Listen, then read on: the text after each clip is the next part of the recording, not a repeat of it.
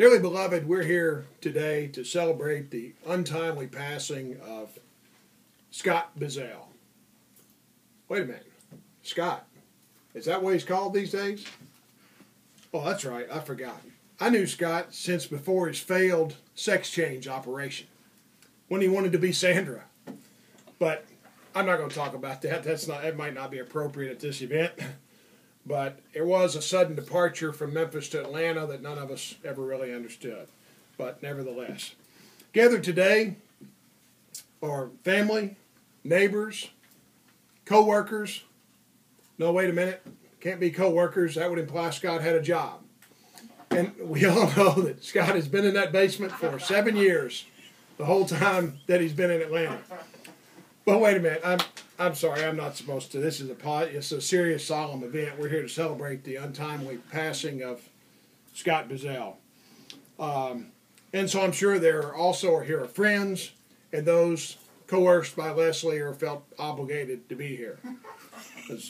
While y'all are gathered here, we're gathered here. Scott wasn't obviously that close to a friend, or we would have come for such occasion.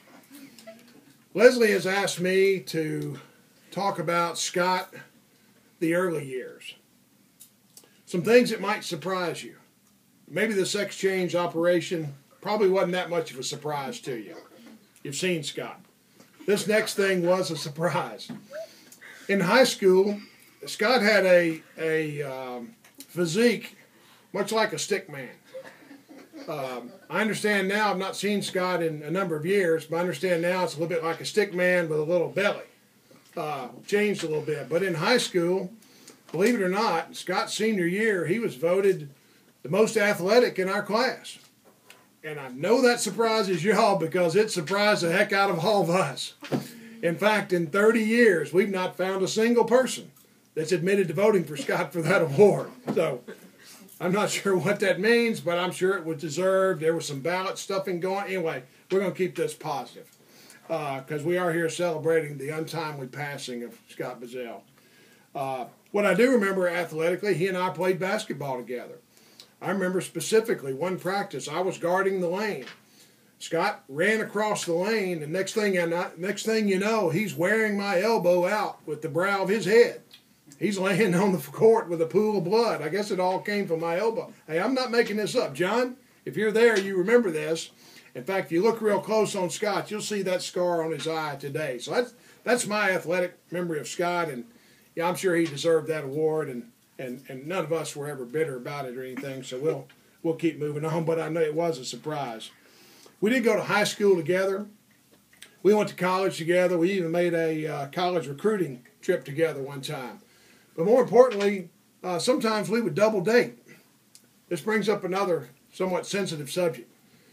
Scott was known to date much younger women. Most of you don't know that Leslie's 15 years younger than Scott.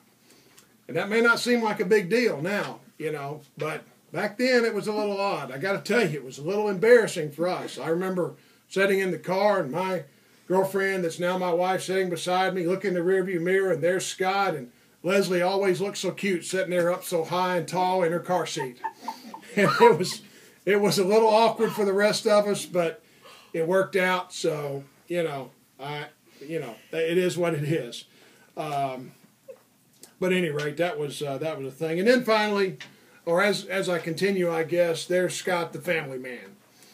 We all knew that Scott would be a great family man, and Scott progressed to be someone who really loved kids, just not his own kids. And wait a minute, what is this?